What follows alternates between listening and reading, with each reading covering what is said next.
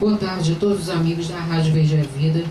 Mais uma vez um prazer enorme estar aqui com vocês. E prazer maior ainda de falar do Encontro de Amor à Natureza, que é o tema de hoje. Com essa figura ilustre que nós estamos recebendo, duas figuras, aliás, maravilhosas, que nos deram o prazer da presença aqui na rádio. Dauá Puri, contador de história, formação jornalística, radialista. Melissa Coelho, que também é contadora de história, atriz.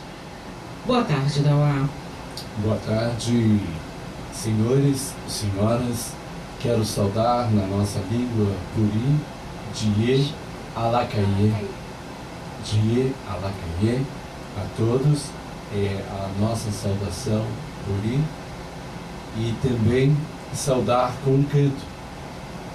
Já que nós tivemos esse momento de África, e como os grandes estudiosos falam muito da questão migratória de milênios, né, de África e de Ásia para o continente americano, e que se fala do continente África como o continente mãe, quero saudar o povo Puri com o nosso canto, de mais um dia, e mais um dia que nós estamos vencendo, que é o Robuguri.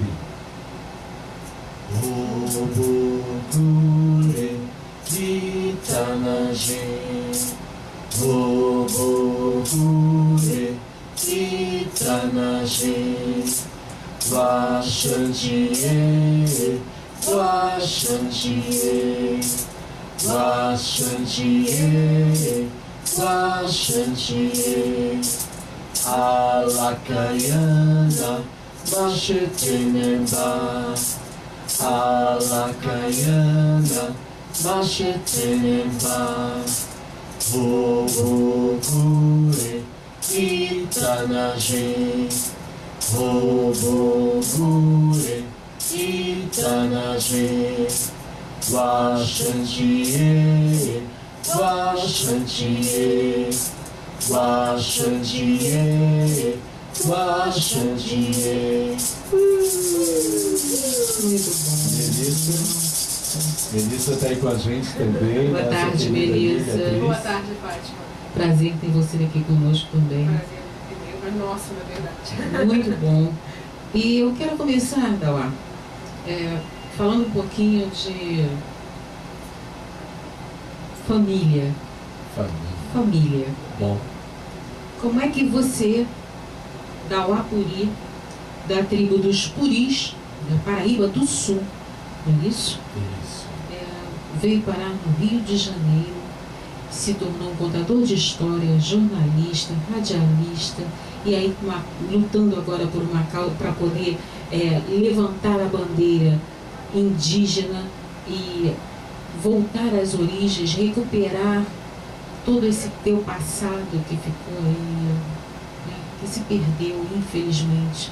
Como é que é isso? Conta um pouquinho dessa tua história pra gente. Eu nasci da Uapuri já, né? E continuei assim. Uhum. E aí quando, de pequeno, nasci, o papai veio para o Rio trabalhar, e saiu de Paraíba do Sul, e aqui eu nasci. 2 anos depois, meu pai sai daqui, vai para Minas Gerais, para Juiz de Fora, nasce minha irmã, retorna a Paraíba do Sul, a minha irmã Deise, retorna a Paraíba do Sul e nasce meu irmão Gilmar, que nasce em Paraíba do Sul. E a nossa família tem a formação lá em Paraíba do Sul.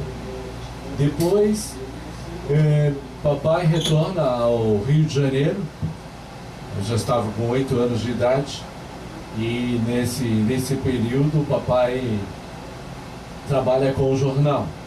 Tem bancas de jornal, né? Sócio do meu tio, e tem bancas de jornal ali no Jardim América. E eu comecei primeiro contato com a imprensa, os grandes jornais, os grandes periódicos que existiam no Rio de Janeiro, Jornal do Brasil, O Dia, é o Diário de Notícias, a Luta Democrática, o Correio da Manhã, A Luta Democrática, Notícias, né? Gazeta de Notícias, Esporte, a Voz de Portugal, enfim, nós tínhamos mais de 12, 15 tabloides, jornais, né? No Rio, Correio da Manhã. Jornal diário, né? Jornal diário, jornais diários, né? Os tabloides vêm ser muitos anos depois. E aí, meu primeiro contato foi com essa literatura, e a partir daí eu comecei a me comunicar com as pessoas. Um tempo depois, né, passa um tempo depois, eu começo a escrever poesia, depois vou cantar em conjunto. Cantei aos 17 anos em banda, né? Nós tínhamos uma banda que nós cantamos, tivemos a oportunidade de cantar Beatles, Rolling Stones, fazer alguns sons aí, né? Só interrompendo você sabe que hoje é um dia internacional do rock, né? Não, legal. Hoje é um dia internacional do rock. Então, as pedras vão rolar, estão rolando aqui, né? Então, e aí, mais à frente, a gente começa a escrever um texto de teatro que fala, logo no período onde nós temos o grande movimento hippie mundial, né? A gente escreve um texto para teatro que é os jovens, os vícios e a sua prostituição e as prostituições. Nós ensaiamos esse trabalho e preparamos ele, apresentamos lá no Jardim América, e depois também cantamos aí um período em conjunto, e mais à frente, né, vou me dedicar mais à comunicação. Ativista político, né, nos grandes movimentos sociais, e estudo cinema, estudei também jornalismo, animação, locução. Caramba. E comércio exterior, e a gente vai estudando, né? Mas sempre ligado à música, né? Sempre voltando, fazendo música, participando. Fiz cenários também, já produzi cenários para uma super banda que na época o pessoal tinha, aquela banda dos homens, lá no Jardim América, que era assim um grande movimento, um gueto de resistência, né? Sim, que nós tínhamos. E é interessante você explanar tudo que já fez e que está fazendo para o teu povo também, né? Para os que restaram, né? Para os sobreviventes, digamos assim, mas não só da tua tribo, teu povo, mas também os outros povos. Você tem noção, Odawa, de um mapeamento de quantas tribos ainda existem no Brasil, ou como é que está essa questão? Você tem noção disso? No Brasil existem mais de 240 etnias espalhadas por todo o Brasil, né? E existem quase mais de 50 que ainda não foram contactadas, que estão isoladas. Extintas. Extintas é muita coisa. Muita coisa. Só que no Rio de Janeiro tinham 300 aldeias, você faz Uau. Eram 4 milhões aqui só no Rio de Janeiro. Nossa. Era muita gente, era muita coisa. O processo de extermínio é uma coisa assustadora. Bem, mas como dizia um grande cacique, nós não estamos aqui para falar das tristezas, porque, por exemplo, o povo, a nossa base é uma base de vida, né? O nosso povo, o povo Curi, ele faz parte da grande nação Goitacá, que fazem parte também outros grupos e com características bem diferentes. Os coroados, os coropós, os croatos, os goitacás e os curis. Então são 5 grupos que fazem parte dessa grande nação Goitacá. E cada um com uma característica, né? O Goitacá era mais brigão, era mais brabo, né? E foi um dos últimos grupos a ser exterminado. O Curi já era mais doce, mais tranquilo, mais chegado. O coroado e o coropó, você tinha mais, o croata também, você já tinha mais fácil acesso a eles. E então, eram grupos totalmente diferentes, eram grupos aqui do Rio de Janeiro. É importante que esse trabalho que agora nós estamos fazendo, de levantar a história, trazer a história do nosso povo, de buscar a história do nosso povo, né, vem através desse trabalho de contação de histórias. E nós começamos a desenvolver esse trabalho de contação de histórias e começamos então a partir, né, dessa nossa história, dos nossos antepassados, da nossa família. Os mais velhos antigamente falavam muito para mim: olha, você tem que ver história de nós, você tem que fazer vedor de nós. E a gente na juventude não pensa muito nisso, né?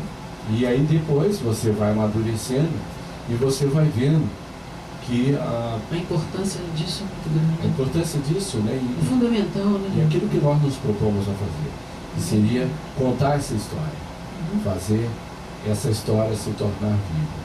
Então, ao longo da vida, nós estamos construindo sempre essa história. Nós somos agentes dessas histórias.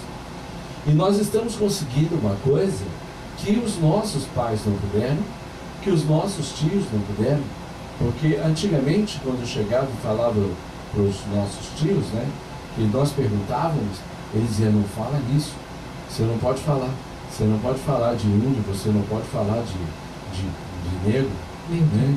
Você não pode falar. Então nós tínhamos muito pouco acesso a essa coisa da memória. Então hoje, quando nós encontramos pessoas que estão com 70, 80 anos, que nós podemos fazer essa abordagem, porque é a questão do próprio tempo histórico que nós estamos inserindo, né? Hoje você tem a liberdade e hoje você tem o esclarecimento, você tem um meio de comunicação aberto, onde você pode estar discutindo as ideias, e nós lutamos para isso, para que isso acontecesse, né? E hoje, então, nós podemos até chegar a essas pessoas, mas existe ainda muita resistência.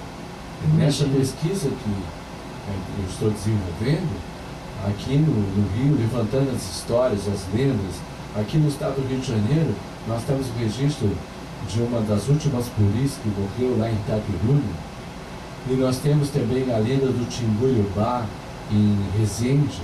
Nós temos o registro dos puris na história de formação, no início da formação da maioria das cidades, Valência, Volta Redonda, e tem história, tem muita história, e essas histórias estão escondidas, e nós estamos buscando essas histórias para trazer agora para a juventude, para o nosso povo, o esclarecimento dessa verdadeira história do povo que não tinha voz.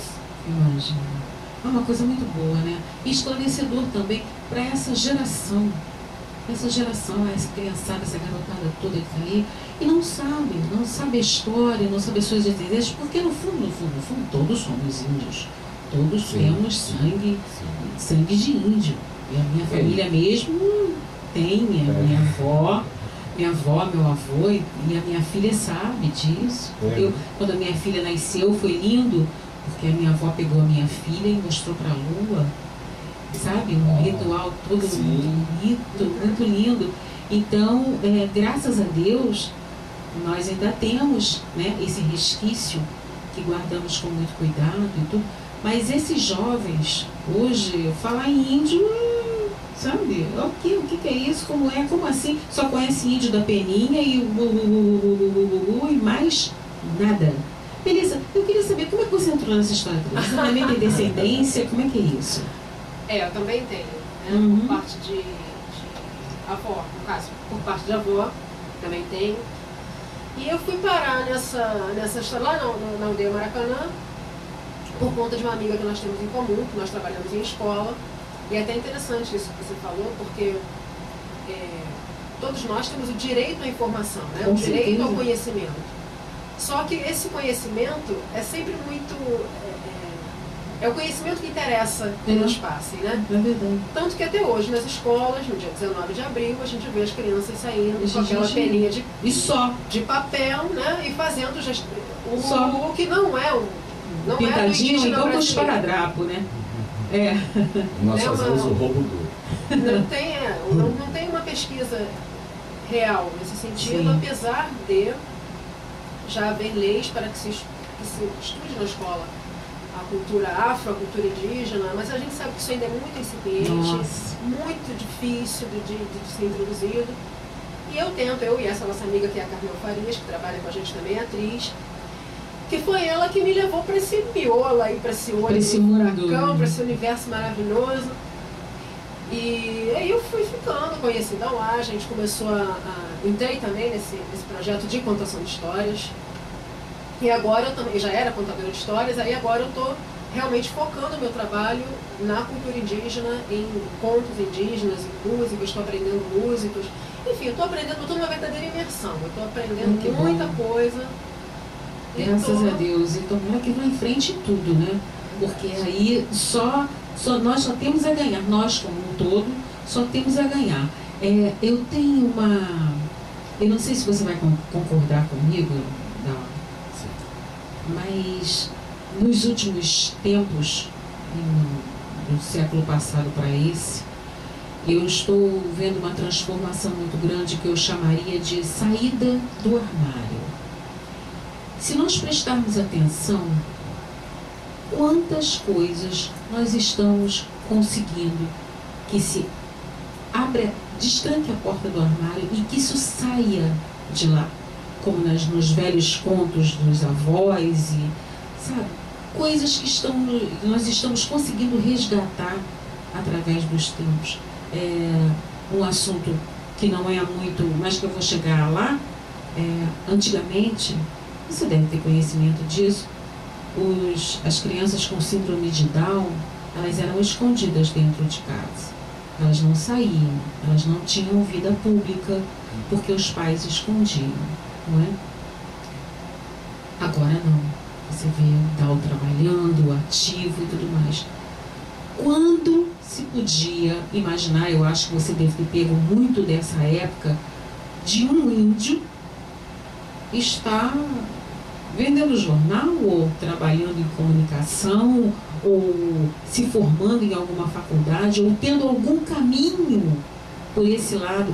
Antes era muito impossível. Olha, veja bem. Era escondido, era mais escondido, não é? Não, mas olha, veja bem. Mais restrito, desculpa. Existem alguns períodos na história do nosso país que algumas coisas eram até muito mais respeitadas. Então existem alguns períodos históricos, né, que é preciso que se entenda muito bem como é que é a formação dessa história, né? Há algum período, né, que existia um certo respeito, né? Houve períodos que houve respeito e houveram outros períodos que também houve muito desrespeito com relação à questão indígena de formação. E também como houveram muitas pessoas que ajudaram muito, que colaboraram muito, que respeitaram, que usaram a questão do respeito. Veja bem, na questão histórica nossa, né, o primeiro contato não é 500 anos, é antes, 1400, o primeiro contato é 1400, bem antes. E o primeiro contato que se tem é com o povo francês, né? E esse povo, ele tem um tratamento diferente quando chega ao Brasil, né? Ele tem um tratamento de respeito à cultura, tanto que a cultura indígena influencia na cultura francesa, né? E é reconhecido por eles, né? Os grandes pensadores franceses relatam isso, né? Tanto que a inscrição na bandeira francesa, Igualité, Fraternité e Humanité, é em homenagem aos índios. 80 índios foram levados para Pourville-les-Gagnons, para a França, que percorreu em todos os palácios. A democracia francesa, toda ela é espelhada nesse modo de vida libertário que os índios viviam, né?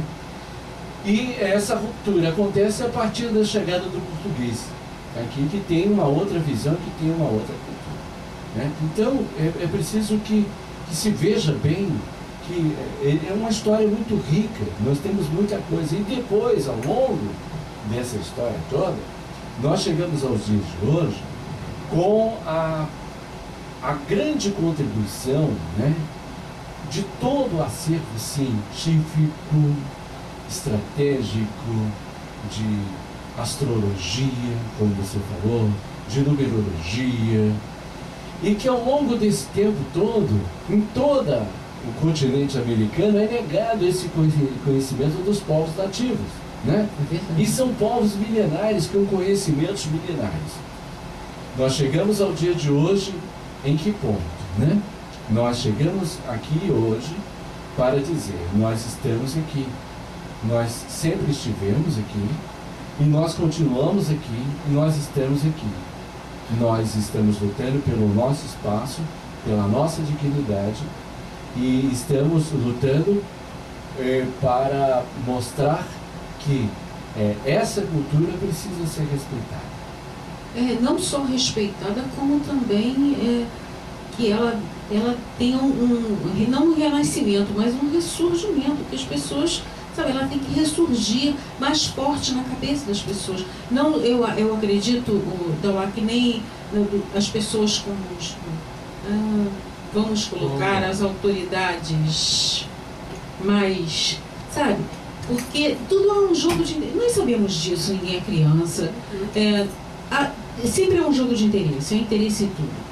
É interesse na terra, na cultura, na vida, no que você pode proporcionar, no que você pode trazer, nas descobertas. Nós estamos aqui, eu estou aqui com o jornal o Globo, que tem um título enorme na parte de ciência, que diz especiarias medicinais. De onde vem isso? Aí eu vou contar para você de onde vem isso. Mates e Spitz vêm ao Brasil, são biólogos alemães que vêm ao Brasil fazer o levantamento, os levantamentos da flora. Uhum. E aqui no Brasil eles têm contato com quem? Com o Cury.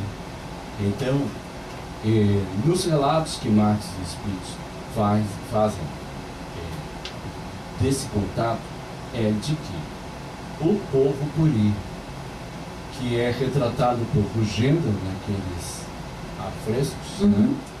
Retratado por Rugendas, o povo Cury, ele tem um total conhecimento de toda a flora e fauna dessa região sudeste. Então os registros que existem na Alemanha são dos Curis, é do nosso povo, é do povo da grande nação Goitacá, e a maioria das pessoas não sabe. Que não está no Brasil. É reconhecido, Tá pelo povo alemão. Pois é, e não é reconhecido pelo nosso povo. Nós temos contato com um jornalista alemão que inclusive está fazendo um telecine lá no espaço, né, um jornalista alemão e outros pesquisadores alemães que reconhecem a importância e o valor, né, que o povo Cury tem para essa questão do conhecimento com a natureza, que e a forma como tratava a natureza, como eles tratavam, como o nosso povo vivia. Então o nosso povo é um povo alegre, por isso que eu digo, é viver agora.